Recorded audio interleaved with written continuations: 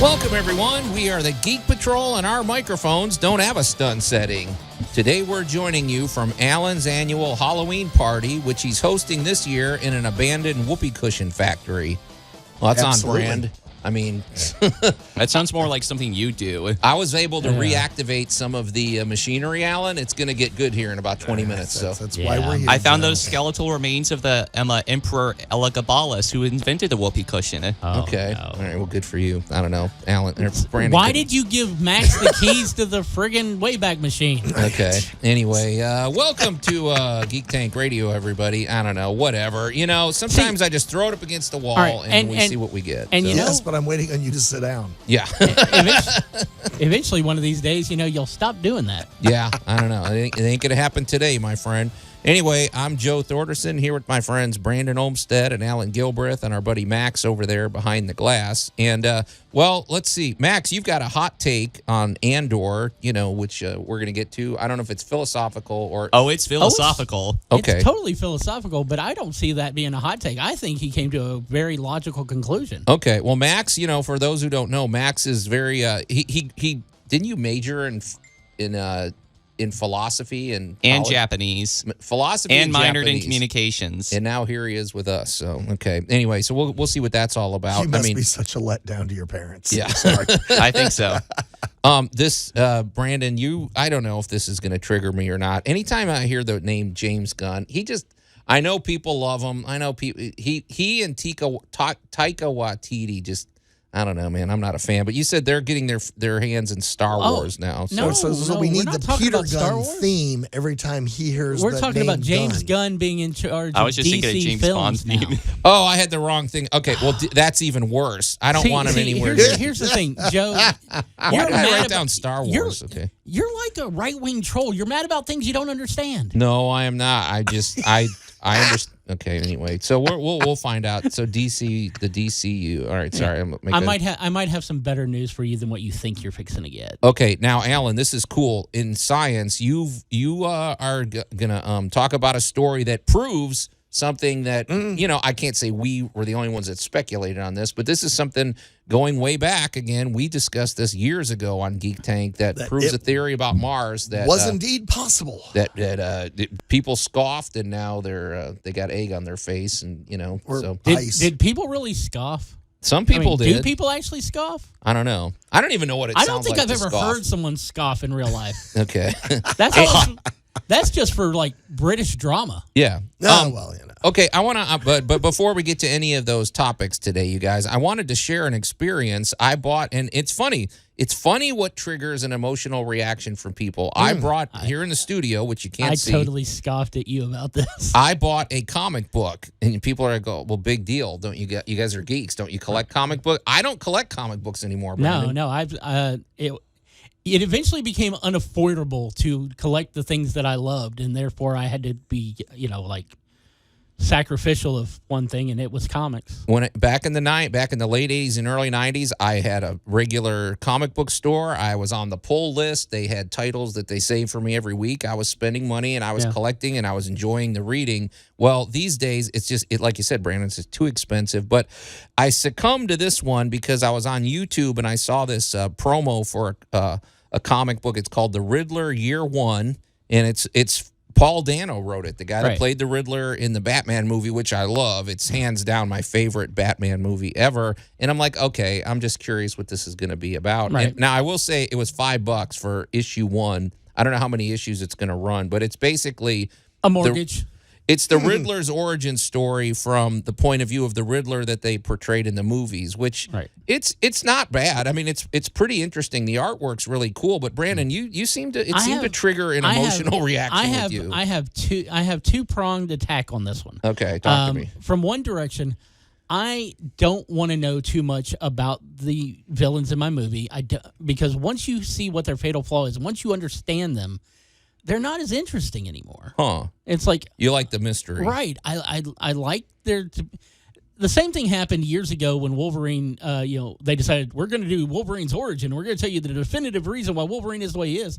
And I'm sorry, the mystery and the almost multiple choice history because of the memory implants he had and everything made him a much more interesting character. And if you go back and you track, just after Origin finished, Wolverine's popularity dipped amongst a lot of people. I feel the same way. If you ever gave me the definitive origin of the Joker, I'd feel the same way about him. Yeah, because they even say it specifically in Alan Moore's. It says, if I have an origin story, I prefer that it's multiple choice, which is a pretty good way to put that. Now, the other direction I come at this is that I love performers. I am a big fan of showmen in general. Yeah. But there's a point where you get where it's almost like you've hit this meta, level. Or this method actor, situation. The guys who won't do anything won't respond to you on set unless you refer to them by their character's name. Jared Leto's one of them. When he major did Suicide Squad. Right. When he does anything. Yeah. He's a pretentious. Never mind. I'm not going to say anything. He's a good performer. Yeah. Okay. But sometimes they become so immersed. And while I appreciate Paul Dano adding his ideas behind what his Joker, what his Riddler was inspired by and whatnot, I don't want to know that from Paul Dano. I want to know that directly from Matt Reeves. Now, Matt Reeves, I know he's like, yeah, it's great. I love what he's done with this.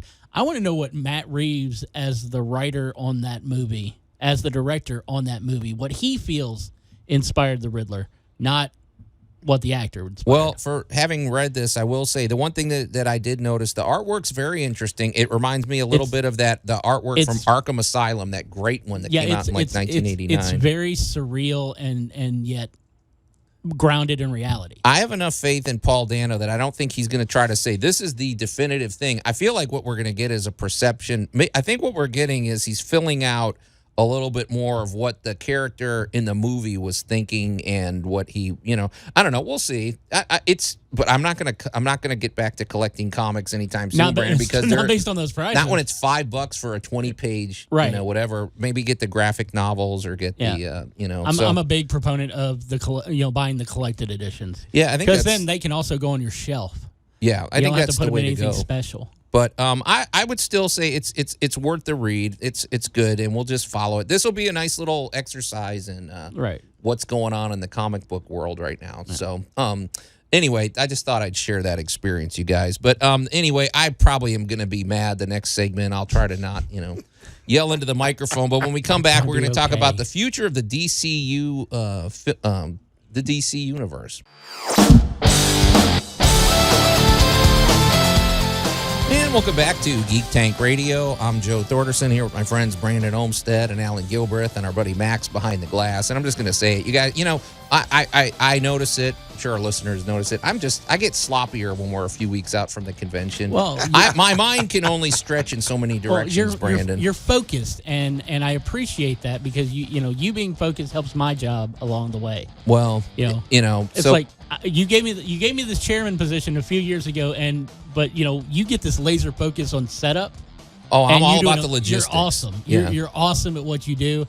And I think we can have a couple of weeks where you stumble a little bit on the radio as we lead up to it. Yeah. It's understandable. Anyway, and I didn't even plug. So just folks. And now I'm going to make him stumble a lot more. Quick reminder, the Memphis Comic and Fantasy Convention is coming up November 18th through 20th. Too much information to share. We don't want to eat up the whole show. So just go to our Facebook page. That's a good place. Go to Memphis Comic and Fantasy Convention's Facebook page. Give us a like. We post regular updates there. And then go to our website, memphiscfc.com. And just if you're out there and you're on the fence and you've never been to a convention, well, ours is the most affordable convention in town, literally. We make it affordable purposely so you can bring your kids, and it is a perfect gateway into geekdom. You were literally eating into the segment because you're scared of what I'm fixing to throw at you. No, but anyway, that's what I just wanted to say. But slight hint. Just remember, we don't talk about Bruno.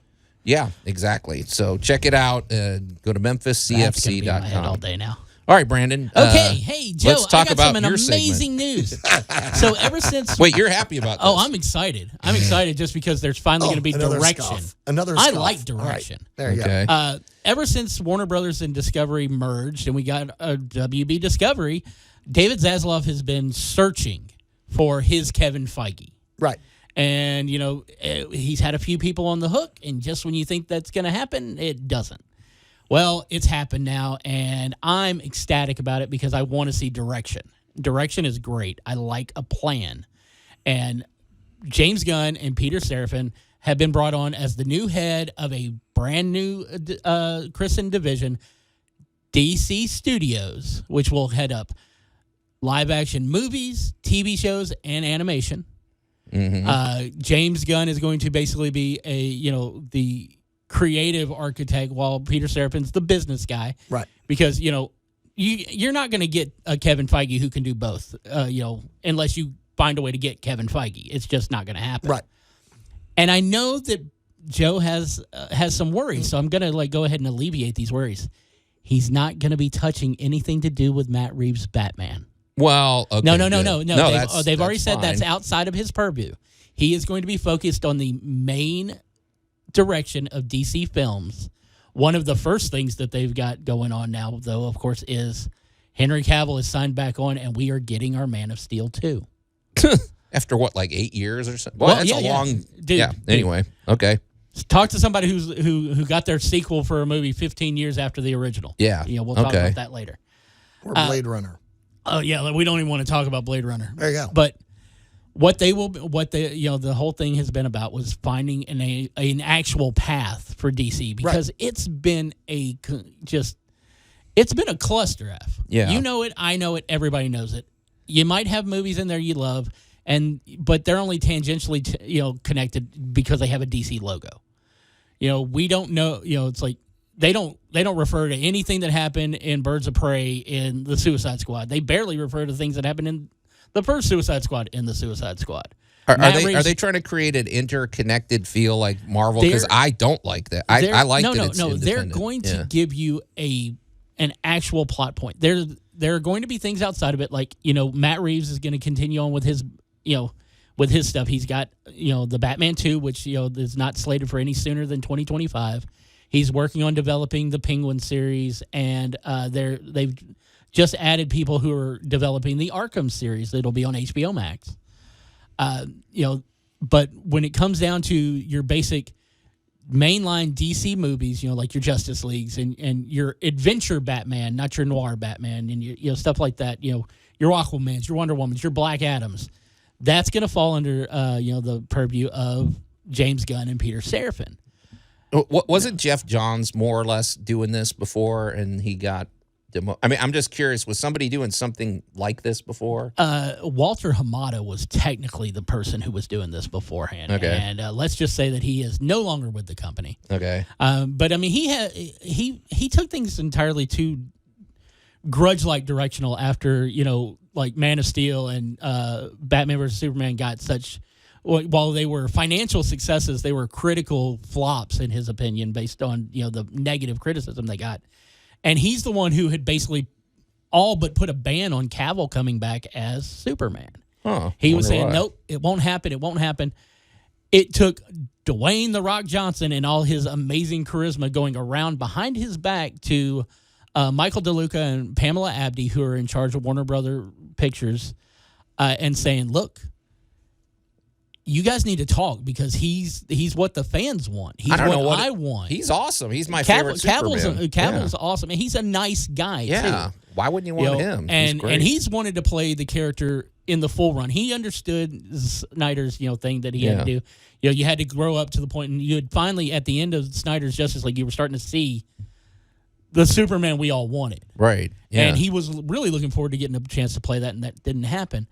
And it was a lot of bad blood amongst a lot of people, but now it looks like things are going to go forward.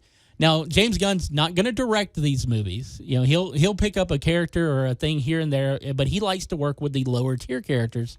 But he wants to help propel the direction of the major characters. And that consists of finding the right writers, the right directors, and everything else going forward. Now, this is an exclusive contract for the next 4 years, but like with people like Kathleen Kennedy, you find out their contract's only for a few years, but when they do a good job, and I know people are going to yell at me for saying Kathleen Kennedy does a good job, but I like her work.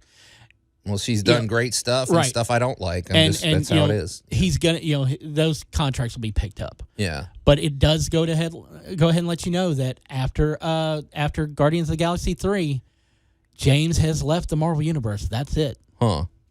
Go ahead, Allan. I just can't wait to see what his brother plays next. Okay, that's what you want. Okay. Really? You want to know what Sean Gunn's going to play next? That's going to be my Because he's takeaway. in every one of his. Yeah. I just can't wait to see what he does next. I don't know. I'm going to marinate go sit on in the this. corner, Allan. I'm going to think about that. The only thing I'm wondering is part of the thing that nobody's talking. The elephant in the room is that DC Comics is in trouble, and I just wonder if they're going to distance themselves. I just wonder about the dynamics at play here. But anyway, we'll follow this story with great interest, I'm sure. Brandon will keep us updated. So, all right. Well, anyway, let's let Allan talk. When we come back, you're listening to Geek Tank Radio. When we come back, we're going to talk about Allan Told Us So on Mars. And welcome back to Geek Tank Radio. I'm Joe Thorderson here with my friends Brandon Olmstead and Alan Gilbreth and our buddy Max over there behind the glass. And off the air, we've all agreed that my brain is divided. These are the worst segues we've had in months. So hopefully, after the Memphis Comic and Fantasy Convention is over, I'll be firing on all cylinders. But hey, you get what you get. Live radio, baby. The week afterwards is Thanksgiving, so. Okay, yeah. So once I recover from turkey, whatever. But anyway, hey, Allan, this is interesting. This is a story. It's happening. It happened, and it's something that we talked about years ago on Geek Tank Radio. It is. So. It is. And it's going to come with a bonus soundtrack. Oh, nice. Well, okay. So here we go. Okay. Starting back a little bit in 2020 or I think 2018, they noticed a series of meteoroids. Can I do the music? Well, By just all do means. the music. Hail science! What's your Max is off his game too? You just do whatever. I think he's pre-tryptophan or post-candy. Can we fix I'm not this sure. in post? But anyway, I was going to say, okay. if he didn't say something and he just played it, it would have messed you up. It's all right. Okay. It's all right because Alan, what I'm were you going to saying? mess him up even more. In 2018, what? So they began detecting some impacts, asteroids, meteors, and they had a meteoroid impact that happened actually not too horribly far from one of the rovers, Nice. over by Insight. Mm-hmm. And the space rocks come smashing down. Well, here's an interesting point.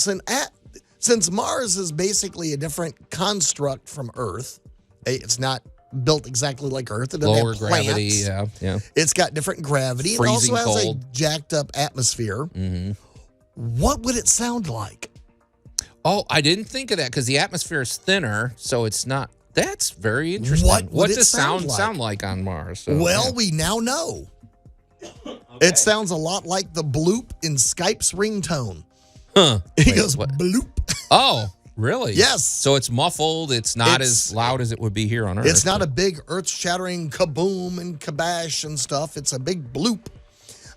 So they actually managed to record it on Insight's seismometer. Nice. So we actually now know what a tragic impact on Mars actually sounds like. And we've even recorded a Mars quake. That's interesting because it could trigger, obviously, a lot of, And there's lots of meteors that hit it, right? I mean, we've seen the surface of Mars. It's full of craters and things like that. And it doesn't have a lot of atmosphere or polarity to protect it. Earth we get hit by a lot of stuff too. Generally, it all burns up in our atmosphere. They don't have a lot, so it gets hit. Right. Well, December of last year was another really good one. It smacked in, it blew some stuff up into the air and created a crater about 500 feet wide. Nice. So, I mean, this was big. This is a nice, good impact. Yeah. And Insight, not being that far away, was like, okay, we got it recorded, and now we got the Mars quake. Mm-hmm. So the seismometer got all of that. They basically got to witness the event. Now, the fun part, they're taking pictures of it here recently, and guess what it blew up out of the ground? Yeah, I know what it blew up. Tell us. Ice. There you go. Bingo. Because, Alan, before I met Alan Gilbreth and before we started doing Geek Tank Radio, I thought of Mars as this giant rock with sand and, I knew it was cold, but I just thought of it as an abandoned desert area. Well, one thing you talked about was there's theories that if you look at the way the the canyons are formed and things like it. Almost looks like what you would see like at the Grand Canyon. You Exactly. can see erosion, which suggests water, and so the notion that there could be water on Mars, people thought, well, that's ridiculous. However, it's freezing. It's really cold up there. Right. Imagine an ocean or a lake freezing over, and it's very windy on Mars, and then it gets sand and it blows over it. And suddenly, the notion of there's a layer of sand with water beneath it makes a lot of sense, and it explains a lot. And this kind of confirms it, right, Well, Alan? it does. And the fact that it was hit with basically a magnitude 4.0 quake, Yeah. that's a lot of pretty good impact. shaker. I mean, that's not like a 7.8 in California where everything falls down, but a 4.0 is a pretty decent, it's a good, respectable quake. And a lot of stuff got to get moved around, shuffled. Can our rover get to this location? How you said it's close? I'm just wondering, man. I know that would be off mission of what it's supposed to do, but man, if it could examine a chunk of Mars ice, I mean that's pretty.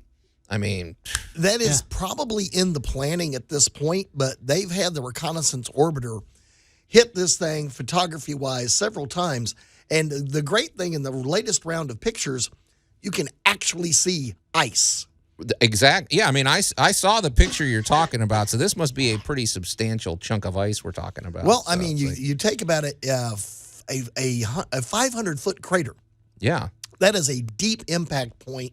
They don't have the exact depth listed on any of the articles, but this blew out a fair amount of substance. Mm-hmm. So there is quite a bit.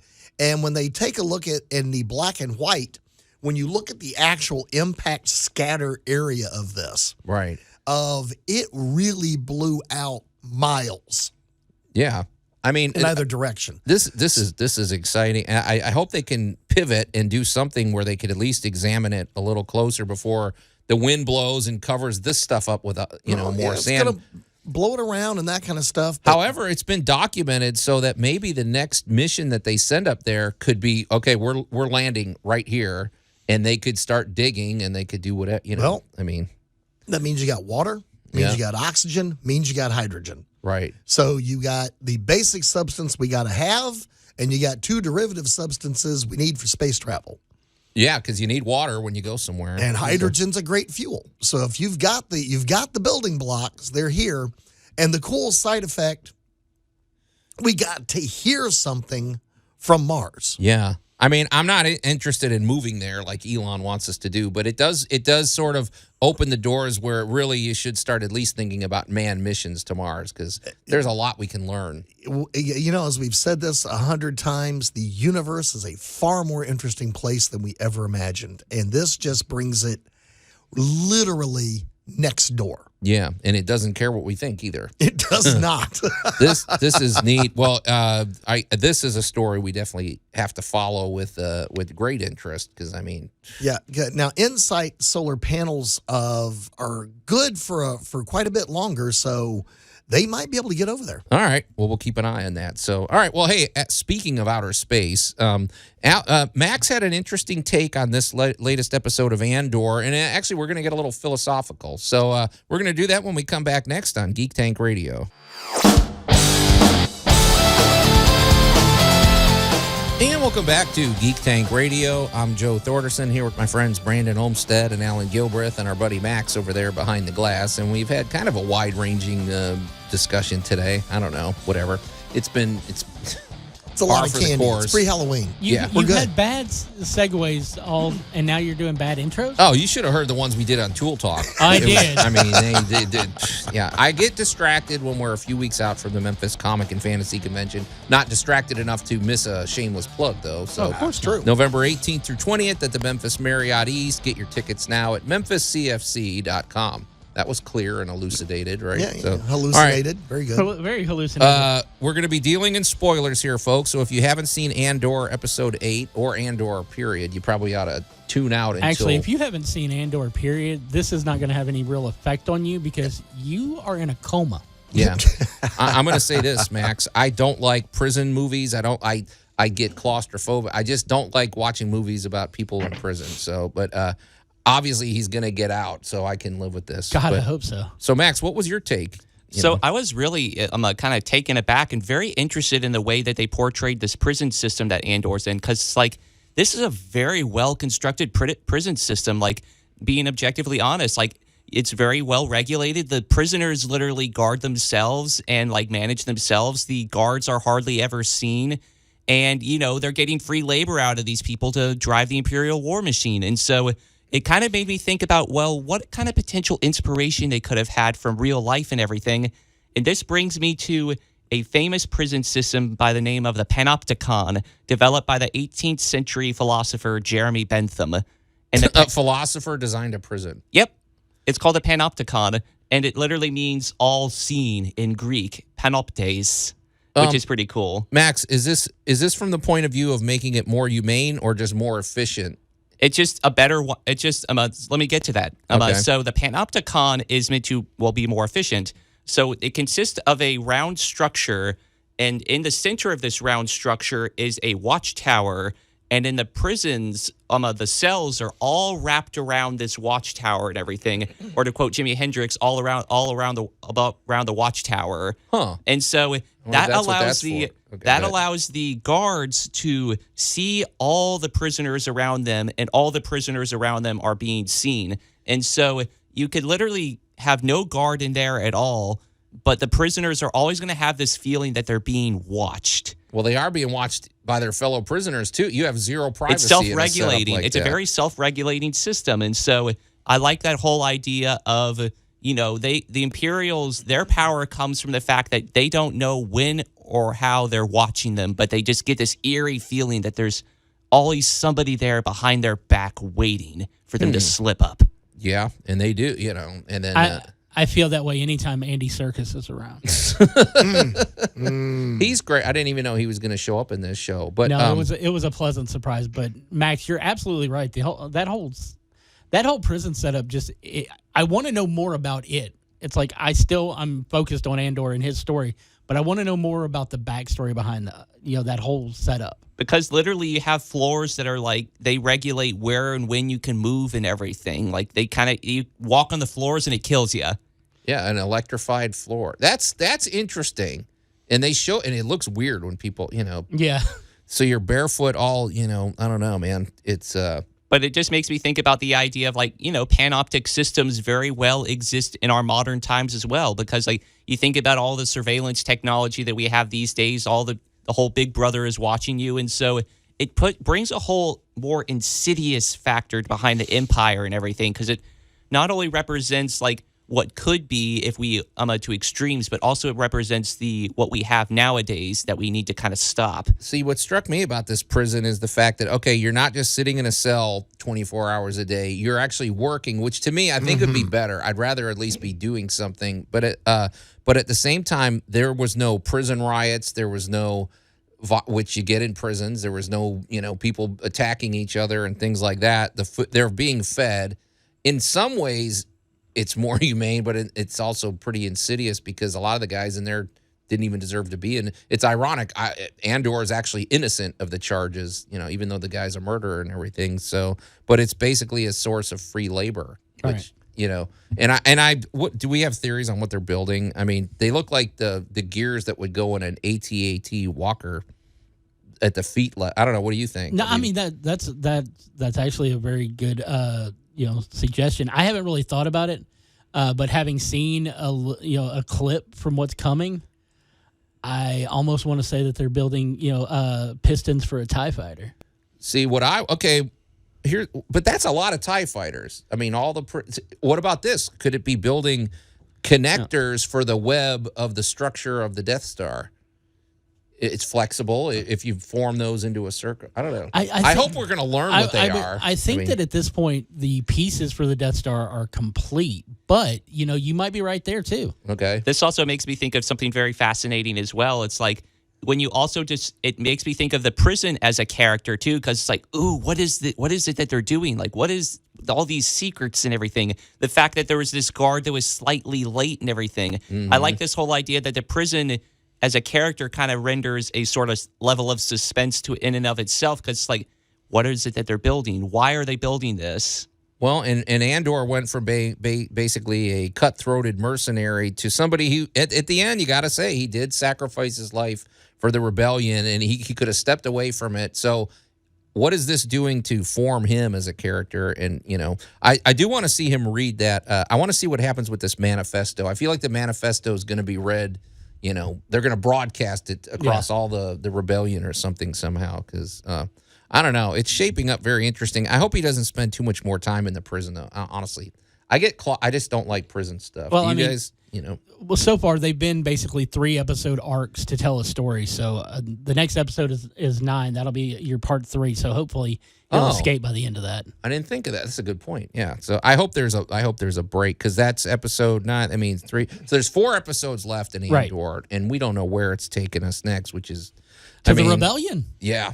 And we should also next week maybe or at some point we got to weigh in on Tales of the Jedi. So I've seen 4 episodes. Brandon, I haven't watched any of it yet because I want to take the moment and just watch it all the way through at once. You may as well. Have you seen them, Al? I mean, these are short episodes. They're like 12 minutes or 15 Been kind of busy, long. kind of like Brandon is gonna binge it a little bit. Yeah, I'd say Andor takes the front seat right now. But guys, anyway, I don't know what a show, but it's over and we got to get out of here. So until next week, we are the Geek Patrol, and I am Joe Thorderson. I'm Allan Gilbreth. I'm Maximilian. And I am Brandon Olmstead, challenging Joe next week to have better segues. Ain't gonna happen.